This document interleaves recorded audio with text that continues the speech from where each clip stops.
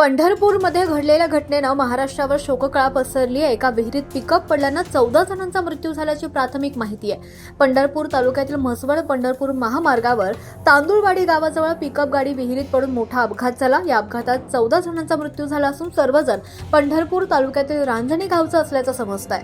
मिळालेल्या माहितीनुसार हे सगळे भाविक पंढरपूर तालुक्यातील रांजणे गावचे असून हे सर्वजण एका खासगी गाडीतून म्हसवड येथे दर्शनाला गेले होते। देवदर्शन करून परत येत असताना हा अपघात घडला। खरं तर या घटनेनं संपूर्ण राज्यात हळहळ व्यक्त केली जाते।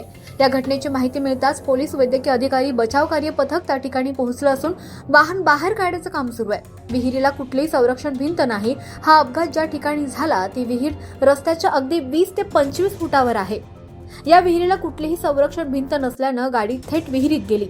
ही विहीर रस्त्याच्या बाजूलाच असल्यानं आणि कुठलंही संरक्षण कठडा नसल्यानं हा अपघात झाल्याचं उपस्थितांचं म्हणणं आहे। ही विहीर पाण्यानं तुडुंब भरलेली होती। या अपघाताची माहिती मिळताच संपूर्ण प्रशासनाचे अधिकारी तातडीनं घटनास्थळी पोहोचले असून मदत कार्य सुरू करण्यात आलंय। या घटनेतील मृतांमध्ये 4 लहान मुलांचा समावेश आहे। तसंच या घटनेत सध्या तरी 2 जण बचावले असल्याची माहिती समोर आली आहे। घटनास्थळी मोठ्या प्रमाणावर लोकांनी गर्दी केली असून मृतदेह पाहून उपस्थितांच्या डोळ्यात मात्र अश्रू येत आहेत। दरम्यान या घटनेवर बोलताना सोलापूरचे पालकमंत्री जयकुमार गोरे यांनी आपली प्रतिक्रिया व्यक्त केली आहे। या अपघाताची चौकशी करून दोषींवर कडक कारवाई केली जाईल असं देखील ते म्हणाले।